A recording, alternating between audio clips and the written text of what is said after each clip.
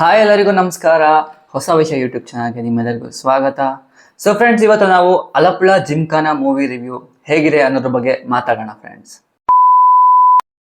ಅಲಪ್ಳ ಜಿಮ್ಖಾನಾ ಒಂದು sports comedy drama ಅಂತಾನೆ ಹೇಳ್ಬೋದು. ಸೊ ಇದ್ರ ಬಂದು ಡೈರೆಕ್ಟ್ ಮಾಡಿರೋದು ಖಾಲಿದ್ ರೆಹಮಾನ್ ಅವರು ಅಂಡ್ ಇದ್ರ ಮುಖ್ಯ ಪಾತ್ರವಾಗಿ ಕಾಣಿಸ್ಕೊಂಡಿರೋದು ನ್ಯಾಸ್ಲಿನ್ ಅವರು.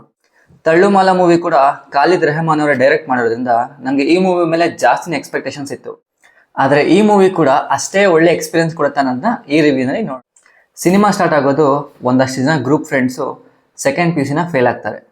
ಅದಾದಮೇಲೆ ಕಾಲೇಜ್ ಅಡ್ಮಿಷನ್ಗೋಸ್ಕರ ಸ್ಪೋರ್ಟ್ಸ್ ಕೋಟಾದಲ್ಲಾದರೂ ನಾವು ಅಡ್ಮಿಷನ್ ತಗೋಬೇಕನ್ನೋ ಒಂದೇ ಕಾರಣಕ್ಕೆ ಜಿಮ್ಖಾನಾಗೆ ಜಾಯ್ನ್ ಆಗ್ತಾರೆ. ಅದೊಂದು ಬಾಕ್ಸಿಂಗ್ ಸೆಂಟರ್ ಆಗಿರುತ್ತೆ.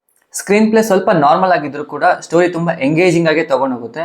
ಆ್ಯಂಡ್ ಫಿಲಮ್ ನೋಡೋರಿಗೆ ಎಲ್ಲೂ ಕೂಡ ಬೋರ್ ಓಡಿಸೋದಿಲ್ಲ. ಕ್ಲೈಮ್ಯಾಕ್ಸ್ವರೆಗೂ ಎಂಗೇಜಿಂಗ್ ಆಗಿ ತೊಗೊಂಡೋಗುತ್ತೆ ಮೂವಿನ.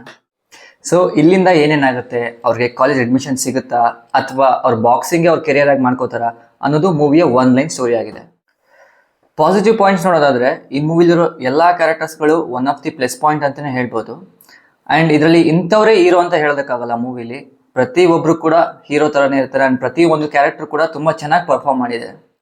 ಆಫ್ಟರ್ ಜಾಲಿ ಡೇಸ್, ಜೋಶ್ ಮತ್ತು ಈ ಕಿರಿಕ್ ಪಾರ್ಟಿ ಅಂತಹ ಫಿಲಮ್ಗಳಾದ್ಮೇಲೆ ನನಗೆ ಯೂತ್ ಎಂಟರ್ಟೈನರ್ ಅಂತ ಇಷ್ಟ ಆಗಿದ್ದ ಫಿಲಮ್ ಅಂದರೆ ಅದು ಅಲಪ್ಳ ಜಿಮ್ಖಾನಾ. ನನ್ನ ಪ್ರಕಾರ ಇದೊಂದು ಗುಡ್ ವಾಚ್ ಮೂವಿ.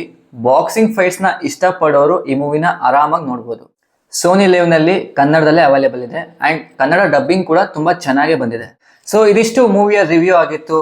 ಯಾರ್ಯಾರು ಮೂವಿ ನೋಡಿಲ್ಲ ಅವ್ರಿಗ್ಲೇ ಹೋಗಿ ನೋಡಿ ಅಂತ ಹೇಳ್ತೀನಿ. ಆ್ಯಂಡ್ ಯಾರ್ಯಾರು ಮೂವಿ ನೋಡಿದ್ದೀರಾ ಅವ್ರು ನಿಮ್ಗೇನು ಅನಿಸಿದೆ ಅದನ್ನ ಕಮೆಂಟ್ ಮಾಡಿ ಅಂತ ಹೇಳ್ತಾ ಈ ವಿಡಿಯೋನ ಮುಗಿಸ್ತಾ ಇದ್ದೀನಿ. Thank you so much friends. Have a nice day.